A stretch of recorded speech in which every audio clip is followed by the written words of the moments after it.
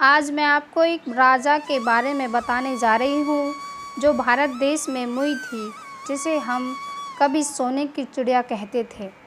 लेकिन अंग्रेज़ लोगों ने हम आरा सारा सोना भारत से लूटकर अपने देश ले गई। लेकिन अभी भी भारत के कई हिस्सों में प्राचीन समय का बहुत खजाना गड़ा हुआ है, जिसे चोरी हो जाने के डर से ज़मीन में गाड़ देते थे और उनकी मौत के बाद वो सोना चांदी कहीं धरती के गर्भ में गड़ा हुआ रहता था।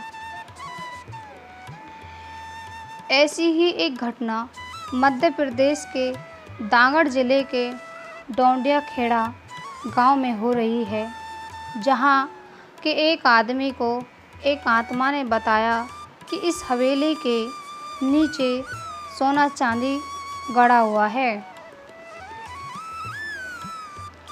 तो उसने अपनी सरकार को बताया कि एक राजा की आत्मा ने मुझको बताया कि ज़मीन में गड़ा 10,000 टन सोने का रहस्य उसने मुझे बताया, जो आज के सोने के रेट के हिसाब से इसकी कीमत 200 अरब रुपए के लगभग होगी।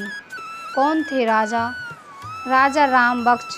कहाँ से आया है यह सोना? कैसे मौत हुई राजा की? आइए इन सारे पहलुओं पर प्रकाश डालने के लिए इतिहासकार चंद्रकांत तिवारी के अनुसार क्रांतिकारी सूरवीर राजा ने सन 1857 की क्रांति के दौरान अंग्रेज़ों को जला दिया था। वह कौन थे और कब से वह इस किले में रह रहे थे, ये किसी को स्पष्ट मालूम नहीं था। यहाँ के इतिहासकारों की माने तो 4 जून 1856 की क्रांति में डिलेश्वर मंदिर में छिपे 12 अंग्रेज को जिंदा जला दिया था। इसमें जनरल डीलाफोर्स भी मौजूद थे। कहा जाता है कि राजा चंडिका देवी के बहुत बड़े भक्त थे। वह रोज़ाना सुबह माँ चंडिका के दर्शन करने के बाद ही सिंहासन पर बैठते थे। लोगों के अनुसार राजा पूजा करने के बाद अपने गले में एक फूलों की माला जरूर पहनते थे।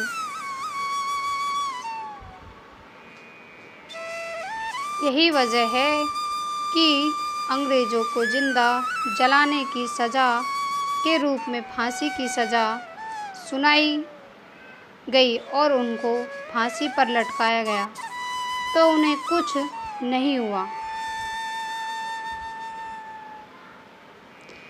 इसी तरह 3 बार उनको फांसी दी गई, मगर राजा को कुछ नहीं हुआ। तब राजा राम भगत सिंह ने अपने गले में पड़े फूल की माला को उतारकर फेंका और यमुना से अपनी आगोश में लेने की प्रार्थना की।